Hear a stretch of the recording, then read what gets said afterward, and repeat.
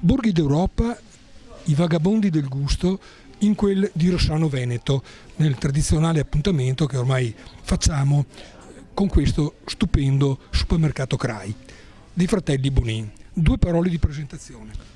Beh sì, CRAI, ma soprattutto Taglio Fresco. Taglio Fresco è ormai un punto di riferimento per il fresco, l'ortofrutta, i salumi formaggi e la macelleria, e questa è la nostra specializzazione, e poi siamo alla ricerca di prodotti locali e chilometro zero di qualità che ci distingue da quello che è il prodotto classico che possono trovare sulla GDO, insomma, è dappertutto. Dalla Conca degli Ulivi, a conferma di questa vocazione locale, comunitaria, non localistica, va bene, l'olificio Gnesotto di quel di Pove del Grappa. Massimo, tu sei presente con le tue proposte qua, raccontaci un po' cos'è l'olificio Gnesotto. Beh, l'olificio Gnesotto è un'azienda ormai da quasi 100 anni, e quindi è una realtà. Porti bene però. Sì. È una realtà storica, ecco, fondata appunto da mio nonno. Lavoriamo con un prodotto anche noi di qualità, e quello ha fatto sì che siamo conosciuti anche con i fratelli Bonin, perché allora anche loro alla ricerca di prodotti di qualità locali, noi produciamo questo prodotto di qualità, e da là è nato il nostro rapporto di collaborazione. E noi siamo un'azienda a conduzione familiare, gestita adesso da me e da mia sorella Alessia, esatto, e niente, continuiamo a lavorare sempre bene, con prezzi giusti, mantenendo sempre una grande qualità, insomma, del prodotto. Mi rivolgo di nuovo ad Andrea. Andrea, un commento, chiaramente se lo tieni perché piace. Beh, noi lo teniamo perché è un prodotto buonissimo, si sente proprio la qualità, si sente che viene macinato un prodotto fresco di qualità, non con del guasto dentro, la maturazione giusta, e quindi lo si sente quando si mangia o su un'insalata o su una crosta di pane, si sente che c'è il gusto che ricerchiamo noi. Ecco. Qual è il segreto? Beh, il segreto è lavorare sempre un frutto sano, perché un frutto sano produce un olio sano, quindi un olio da bassa acidità, quindi un olio che nel mangiare non disturba lo stomaco. Il segreto è lavorare sempre bene, con un giusto prezzo, e io penso, sono dell'idea che chi lavora bene e a un prezzo accessibile lavorerà sempre, perché la qualità ripaga sempre, questo è l'importante.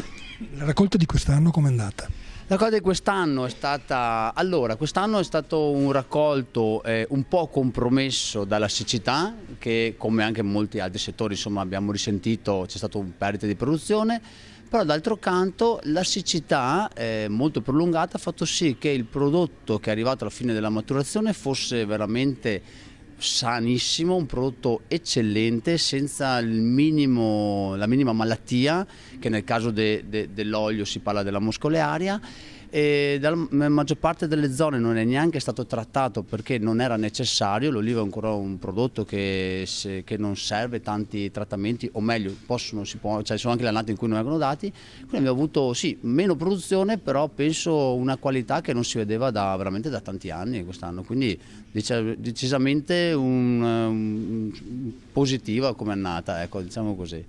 Nel punto vendita non occorre promuoverlo troppo perché è già conosciuto, dice te Andrea. Sì, è conosciutissimo, anche se lo promuoviamo, il cliente che ormai si fida di noi, che lo prende, torna a prenderlo e lascia tutto l'altro olio, va via questo come il pane.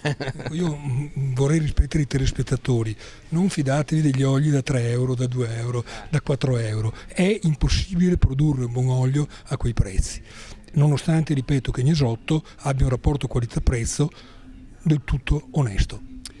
Sì, diciamo che ci sono molti oli, c'è soprattutto oli anche che noi pensiamo di marca, marchi conosciuti che purtroppo oggi sono in mano alle multinazionali molto spesso straniere.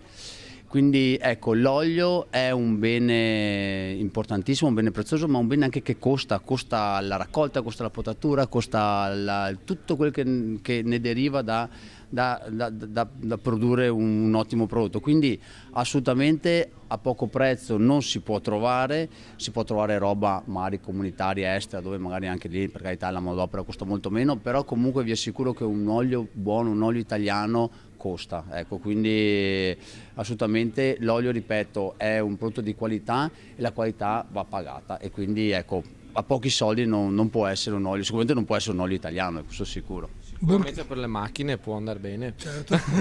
Burgo d'Europa ha segnalato il risultato di un'inchiesta di laboratorio proprio in questi giorni e hanno segnalato 5 oli, fra cui addirittura un olio bio che fa un sacco di pubblicità in televisione. Potrei anche dire chi sono, ma vabbè, insomma non ha senso, l'olio Berio, Farchioni, tanto per non dire i nomi, però sono uscite in cui hanno trovato residui, vabbè, lasciamo stare, insomma. Ecco, voglio dire, questa è un'inchiesta ufficiale, non sono discorsi che facciamo noi, no?